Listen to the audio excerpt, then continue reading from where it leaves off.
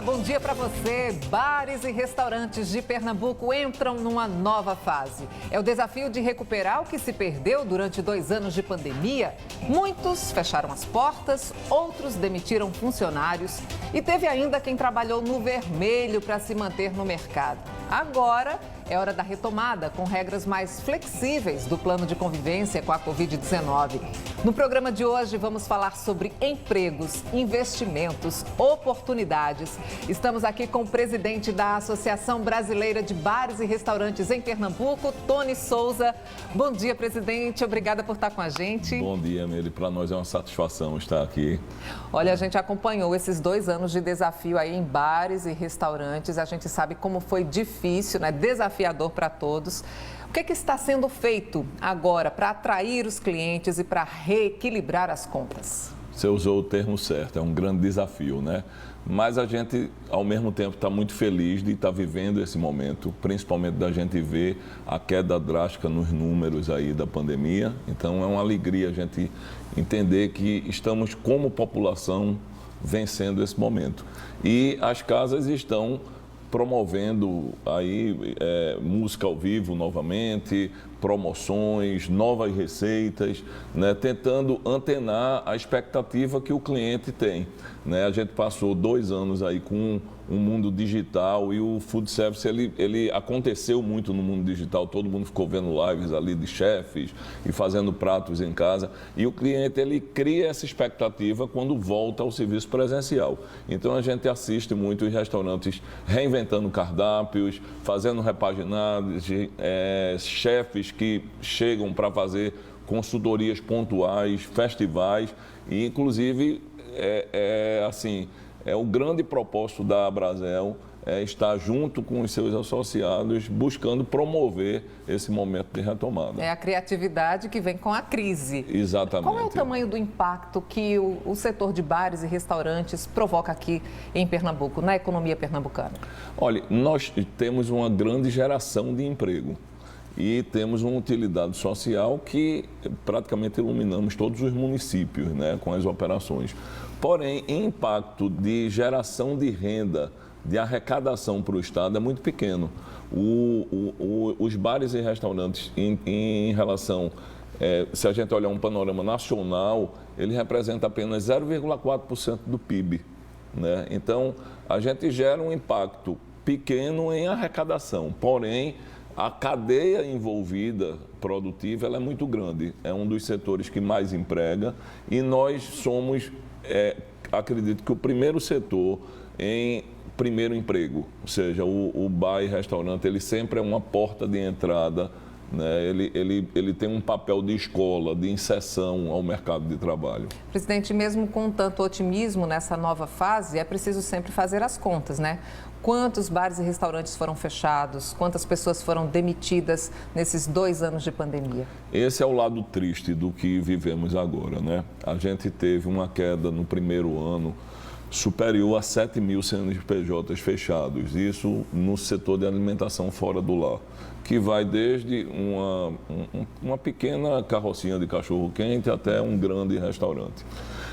Esse número em 2021, isso foi primeiro em 2020, em 2021 a gente assistiu à abertura de novos CNPJs, mas também tivemos no final do ano uma contagem aí que em torno de mais 1.500 foram fechados. Então, a gente tem um saldo dos 2 anos de pandemia de uma redução em torno de 6 mil CNPJs dentro do nosso estado. A gente imagina o impacto para tantas famílias, sim, né, gente? E nessa nova fase, bares e restaurantes estão voltando a contratar funcionários? Sim, a gente tem grandes desafios nesse momento e os 2 principais é a gente conseguir fechar as contas com os aumentos que tiveram de insumos. A gente assiste insumos que subiram 300%. Como que, por exemplo?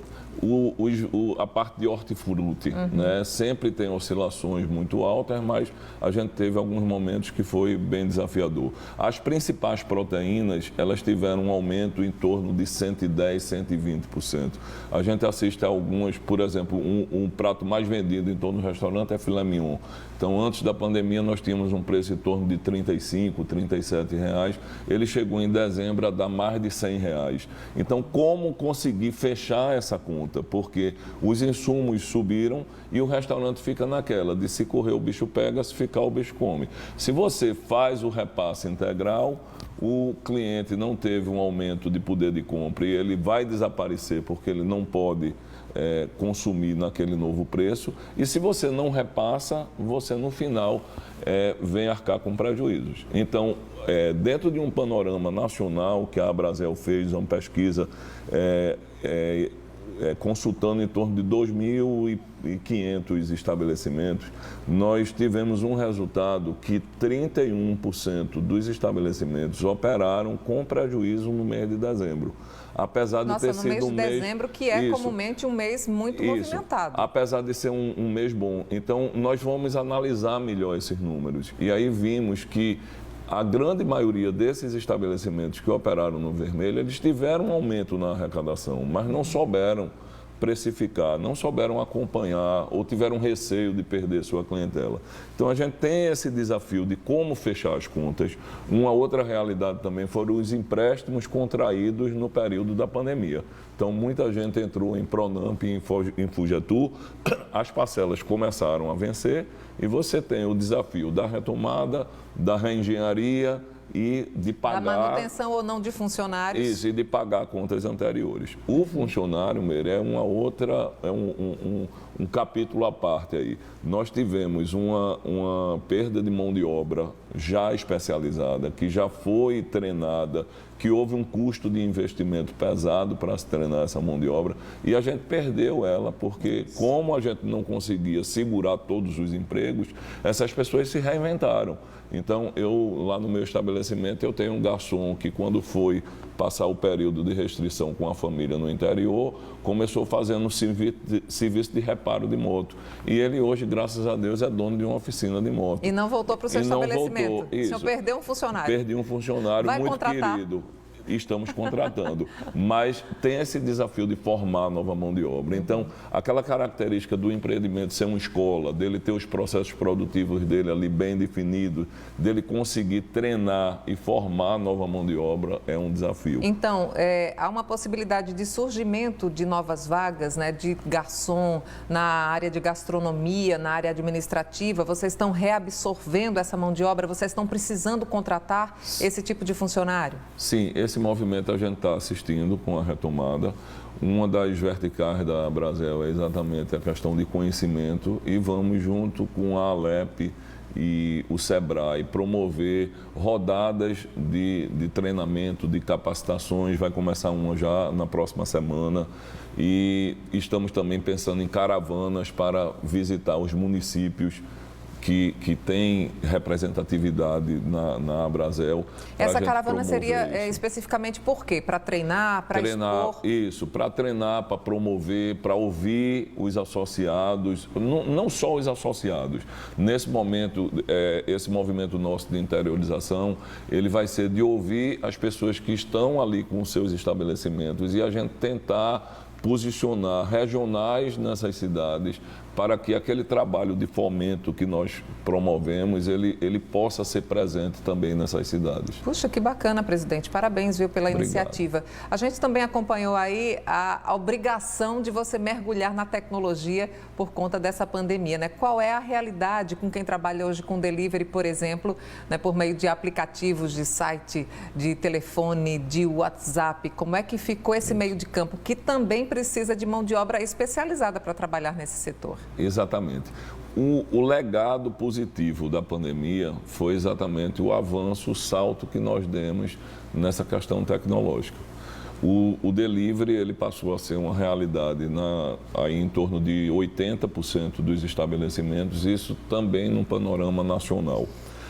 Desses 80% de estabelecimentos que fazem delivery, antes da pandemia apenas 14% faziam. Então, a gente viu que vários restaurantes se reinventaram e criaram uma área, um núcleo de delivery dentro dele. Por outro lado, a gente também vê um movimento de novos CNPJs surgindo especificamente para delivery. Então, o que nós intitulamos de Dark Kitchen, que são restaurantes que é só uma cozinha e um atendimento de delivery. Eu ia perguntar justamente isso, esse fortalecimento do restaurante digital, né, que é um novo conceito, né, até assim, não veio com a pandemia, ele já existia, mas ele se fortaleceu com a pandemia. Isso, ele vem como uma onda, como toda onda precisa ser regulamentada, precisa ser fiscalizada, organizada. Nós assistimos há alguns anos uma onda que foi de food trucks e food parks, né?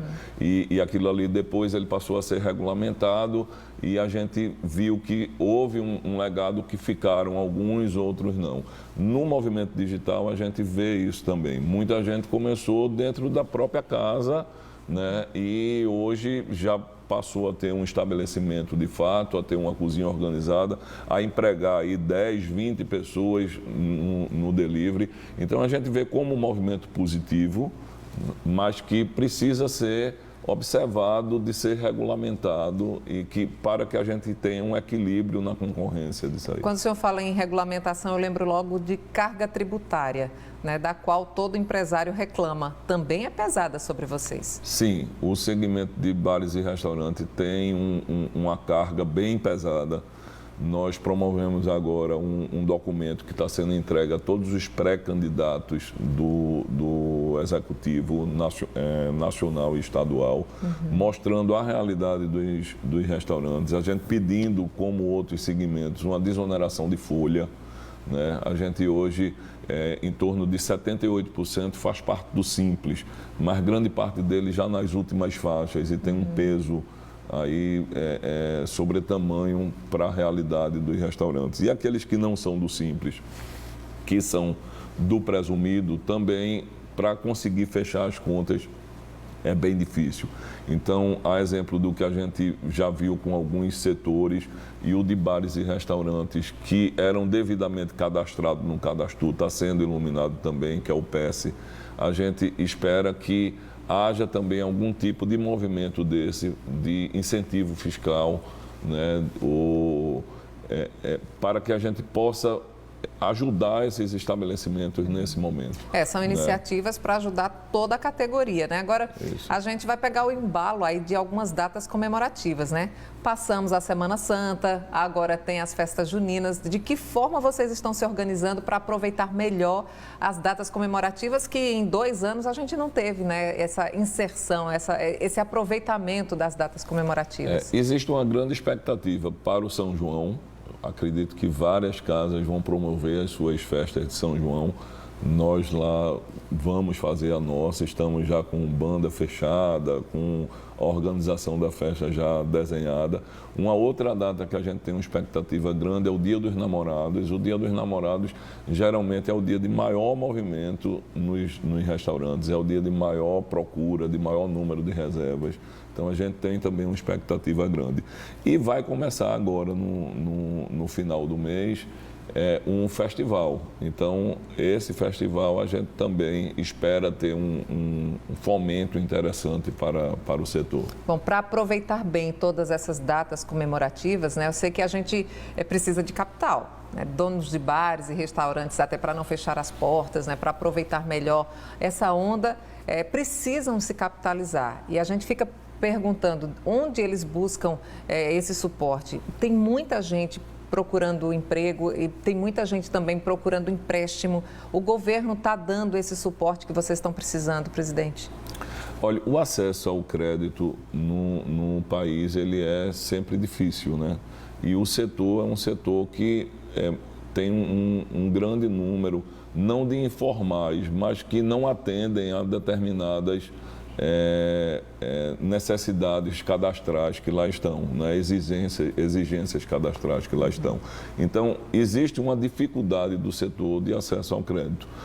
O governo do estado de Pernambuco tem um programa na Alep que está buscando gerar esse fomento de microcrédito e deve iluminar aqueles estabelecimentos menores, né? Existe em nível nacional, a gente tem os programas de recursos federais, mas que também eles são instáveis. O Fungetul, por exemplo, agora ele está pausado. O Pronamp se aguarda novas regras. Então, esse acesso ao crédito, ele não é tão facilitado como poderia ser. Essa dificuldade veio com a pandemia ou já existia essa necessidade de buscar crédito? Eu creio que a necessidade anterior à pandemia, ela já existia. As regras com a pandemia, eu acho que elas ficaram até um pouco mais leves, né? Mas agora, como os estabelecimentos estão nesse momento de reestruturação, muitos estão endividados. Então, como conseguir crédito se eu estou endividado? Então, precisa haver algum tipo de programa de recuperação desses aí, incluindo uma renúncia fiscal. A gente assiste já alguns municípios no país promovendo renúncia fiscal, alguns estados com projetos de lei para isso, e o próprio governo federal há projetos de lei também que buscam fazer, não digo uma indenização, mas uma reparação ao setor dentro de um espírito solidário que é a nossa nação. Bom, então a gente vai fazer um rápido intervalo, a conversa está muito boa, porque depois do intervalo a gente vai conversar mais sobre esse movimento que está acontecendo nos bares e restaurantes, né? A gente vai saber qual foi a grande lição que a pandemia trouxe para a gente e você vai ver depois do intervalo eventos que vão movimentar a área gastronômica, os festivais. O Poder e Negócios volta já.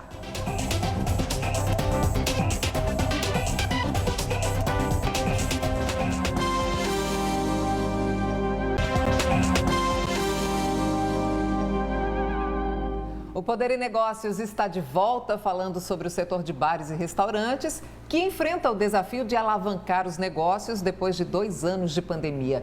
E a inflação, claro, tem sido dura para esse setor. Há empresas fechando no vermelho, mesmo assim, muitos estabelecimentos estão segurando o repasse de custos no cardápio para não perder clientes. Nós estamos com o presidente da Associação de Bares e Restaurantes de Pernambuco, Tony Souza, para a gente falar agora, presidente, sobre as estratégias para a retomada, né, em grande estilo, dos festivais gastronômicos, da movimentação de bares e restaurantes aqui em Pernambuco. Vamos promover agora, no mês de maio, o Brasil Sabor. Ele acontece nacionalmente, são 24 estados, mais de 1.000 restaurantes participando. Aqui em Recife, nós devemos ter um número aí em torno de 40 restaurantes que vão participar. E vamos ter uma novidade esse ano, que esses restaurantes do Brasil Sabor, eles vão ter uma versão pocket, uma versão expressa do seu prato numa arena que vai acontecer entre os dias 10 e 12 de junho. Então, são 2 festivais aí que a gente tem lançado, o Brasil Sabor e a Arena Gastro. O Brasil Sabor ocorre em maio, a Arena Gastro em junho, que vai ser ali na Rua do Observatório, próximo à Praça do Arsenal da Marinha, em parceria com a Prefeitura do Recife. Bom, e de que forma o povo pode se inteirar sobre esse festival, sobre essas movimentações? E quem quiser participar também, quem for CNPJ, né, bares e restaurantes, participa de que forma? Esse festival ele é exclusivo dos associados. Então, toda a informação ela é passada nos grupos dos associados e também se encontra no site da Abrazel, que é peabrazel.com.br.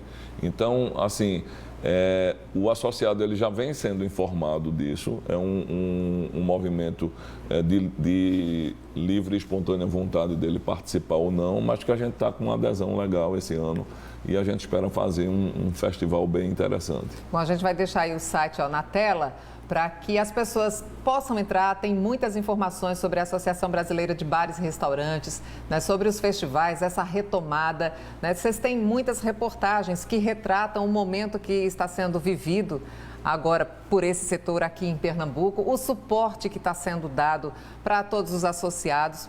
Agora, a gente sempre fica naquela história, né? Eu vou para o bar, para o restaurante, eu vou gastar quanto?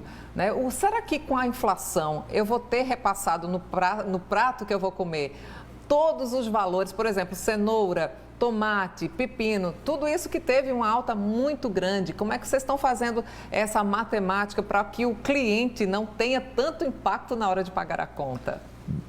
Diversos restaurantes têm feito uma reengenharia de cardápio. Então, é você buscar novas receitas, buscar novas proteínas. É a criatividade que a gente vem assistindo e isso é um movimento que a gente vê ocorrer praticamente em todas as casas, né?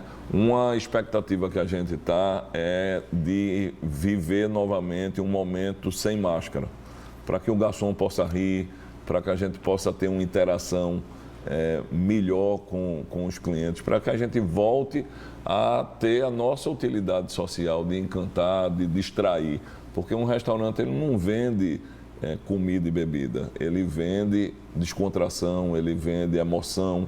Então, a gente acredita que esse momento que está por vir, esses festivais, esse avanço nosso de poder se liberar de máscara, a segurança da população, esperamos que a gente venha a viver uma estabilidade econômica, que essa questão dos custos não pesem tanto.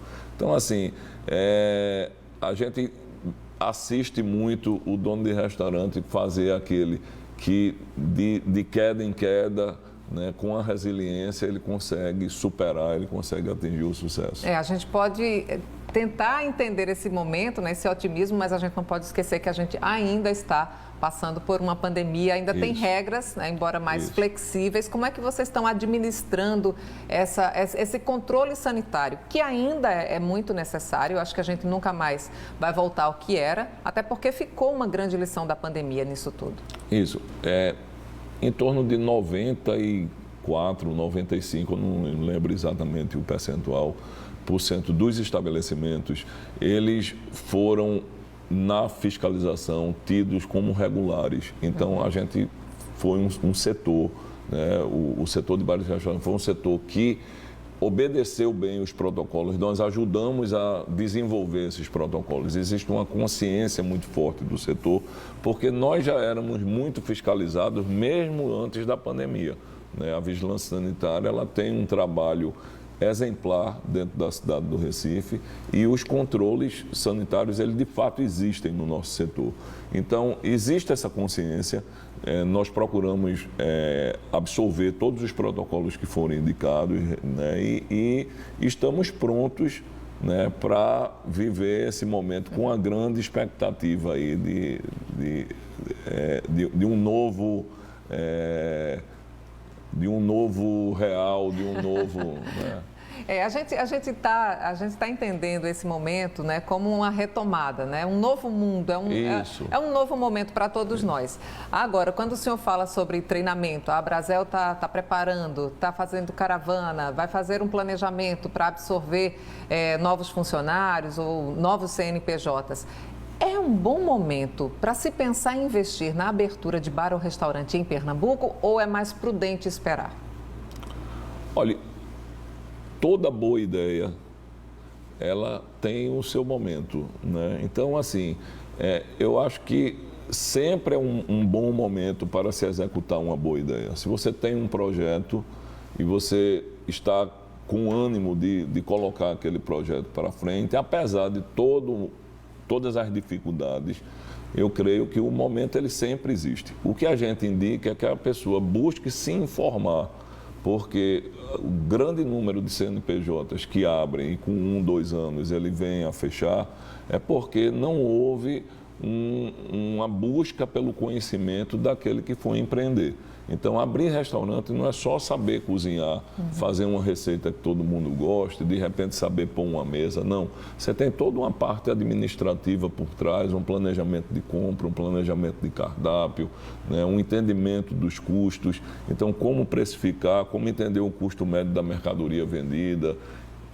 A Abrazel, ela tem diversos cursos online, ela tem disponibilidade de passar esse conhecimento para quem está iniciando. Então, a gente vê o conhecimento sempre em 3 pontos. Inclusive, tem um projeto Omni, aliás, eu confundi com a variante, a variante, que a gente quer deixar para trás. Deixa para trás. É o projeto Omni da Abrazel, que ele vê de passar o conhecimento para o momento inicial, né, para o desenvolvimento e depois para o relacionamento empresarial. Ou seja, eu tenho que entender o que eu vou fazer, eu depois tenho que me desenvolver e conviver com a sociedade, com o mundo empresarial para poder manter o meu negócio ativo. A gente sempre imagina, sempre tem alguém para comer e para beber, né? Mas não é simples assim abrir um estabelecimento que ofereça esse tipo de serviço. No seu setor, né? Bebidas, por exemplo, como é que está sendo a situação nesse momento? Olha, o bar, ele sempre tem o seu espaço. Né? Se voltarmos aí na história, a gente vai ver que os bares sobreviveram até às guerras. Né? Porque a pessoa, ele geralmente, se ele tem uma alegria, ele vai comemorar no bar. Se ele tem uma tristeza, ele vai afogar as mágoas no bar. Então, existe isso aí.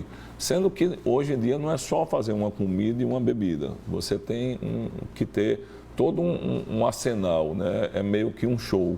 É aquele conceito Disney, de você ter um show, de você encantar. O encantamento. Um encantamento. As pessoas que estão querendo trabalhar nesse setor, elas podem buscar essa oportunidade de que forma?